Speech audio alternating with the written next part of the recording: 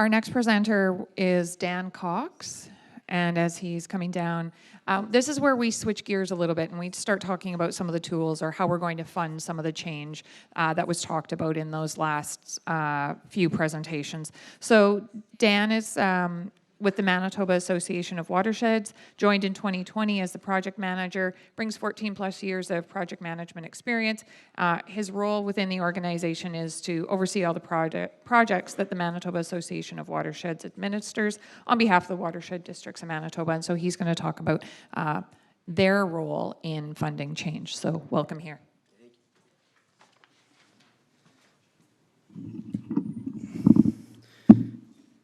Good morning, everybody. Thank you very much for the introduction. My name is Dan Cox. I'm the project manager for Manitoba Association of Watersheds. Thank you for the invitation this morning to talk about the Prairie Watershed Climate Program, and congratulations to all the organizers for a great, what will be a great conference. As mentioned in my intro, I am not an agronomist, so my presentation is going to have a different feel to it, a different look to it. I'm very glad that I came and saw all the presentations this morning talking about a lot of the products and a lot of the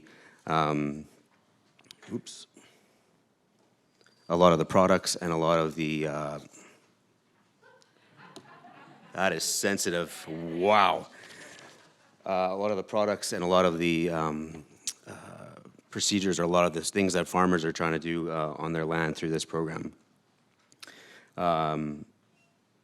This is easily the smartest room that I've probably been in my life, so apologies for, and I'm glad all the science questions got out of the way in the first presentations this morning, because mine will not be the sciencey, and I don't plan on leaving any room for questions either, so it's perfect.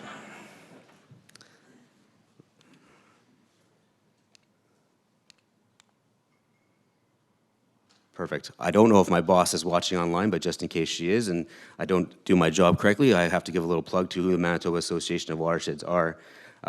We are a non-for-profit organization that supports Manitoba's watershed districts in their efforts to protect Manitoba's soil, water, habitat, and climate. MAW offers support in many ways, including assisting with public policy issues, administering joint funding projects, and sharing success stories. We are guided by our board of directors that are represented by the 14 watershed districts in Manitoba, and our home office is here in Winnipeg. We also administer other projects other than PWCP, such as the Living Lab Eastern Prairies project, and we are obviously the proud recipient of the Prairie Watershed Climate Program. I would also be remiss if I didn't talk about our partners in Saskatchewan who are delivering PWCP in Saskatchewan. That is the Saskatchewan Association of Watersheds, a very similar organization to ourselves, a non-for-profit that represent the watersheds in Saskatchewan.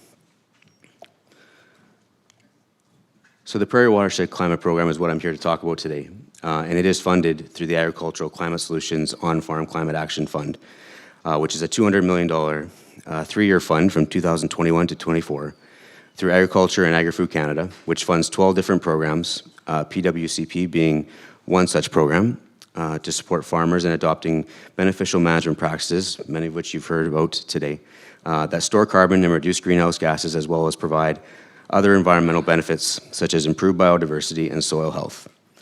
Activities such as outreach, education, and training are supported to promote the adaptation of these BMPs.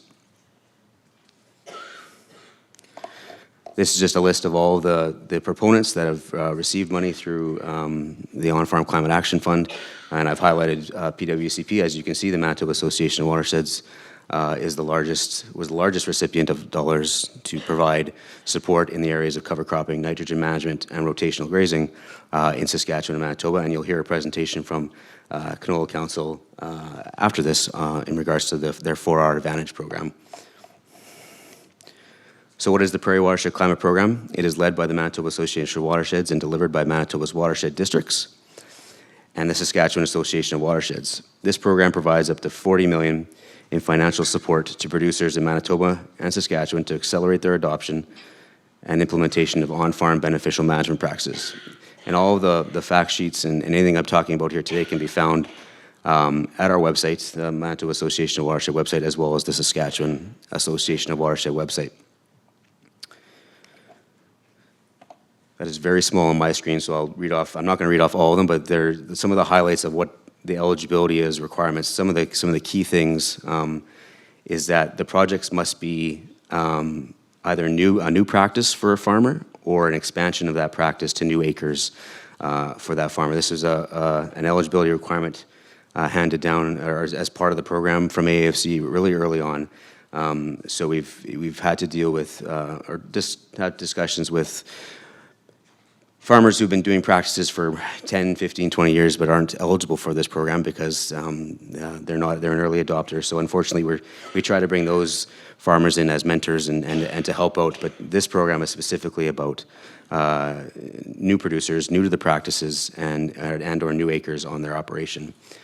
One of the key things I want to talk about today is point number 2, which is that all projects must be recommended or endorsed by a licensed agrology professional with demonstrated competency in the agronomy practice area that may include the CCA designation as well. I can't stress enough to this crowd how important that is. We do not accept or look at any application that does not have a specific form that I will show attached to it that shows that is the practice and either the products or the practice has been recommended. Eligible projects can be invoice dated back to February 7th of 2022, and projects can be completed up to June 30th, 2024 for those projects that start next year.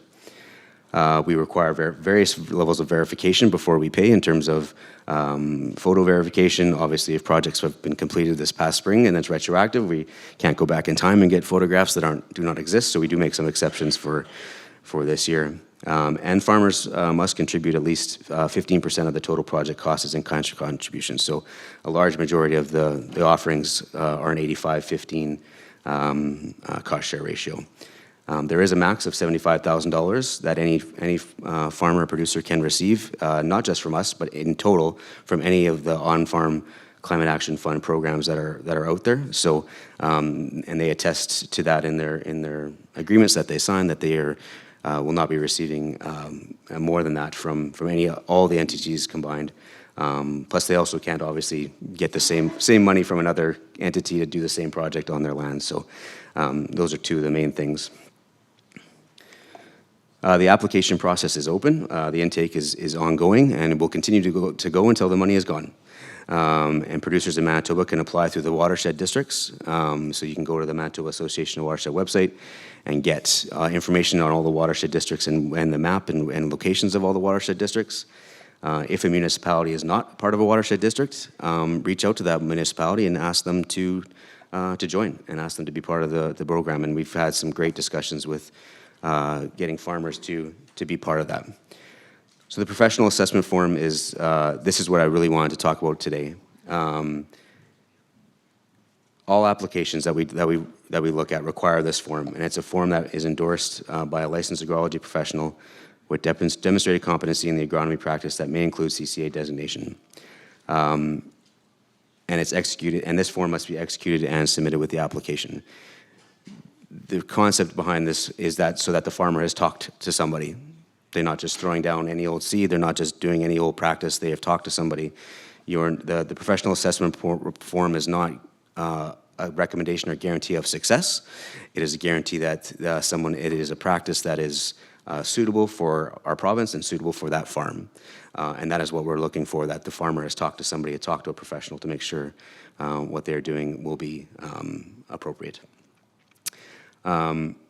One last thing I'll talk about, because I've learned really on in my career, when your presentation butts up against lunch, you do not go over, and the police are right there. So I'm going to only touch on one more slide, and that's the carbon credit slide. This is an area that we consider a win at our office, just because it was a negotiation in terms of carbon credits, and it's a hot topic right nowadays, and it's a hot topic for farmers. But with this program, farmers who are a part of the program and who have signed up for and receive funding are allowed to keep those credits. They keep those carbon credits for the voluntary markets that are out there.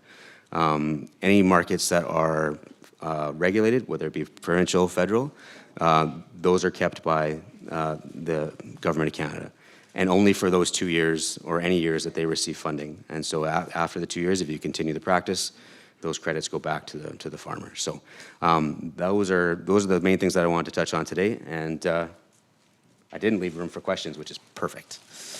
You may not have. So, thank you, Dan. Thank you. Here is appreciation. Don't leave, though you do get one question. Okay. So, thank you to Dan. There is one online question, and so Dan's getting a question even though he doesn't want it. Go, Marla. Okay, so the question, actually, you kind of answered this already, Dan, but I guess just to reiterate, so if RMs are not currently a part of a watershed, is there still time essentially for that RM to sign in, essentially to be able to have their producers access the funds within the time period of the program? Absolutely. There's it's a process that the municipality goes through with the government. So that municipality would have to reach out to the appropriate branch with the government, and we've seen a few municipalities already this year start going through that process. I'm not sure of how long that process takes, but there's absolutely time, whether it's for this year or next year, and whether the On-Farm Climate Action Fund continues on for years to come. And there's other programming, lots of other programming that the watershed districts do other than this that would be beneficial to the municipalities.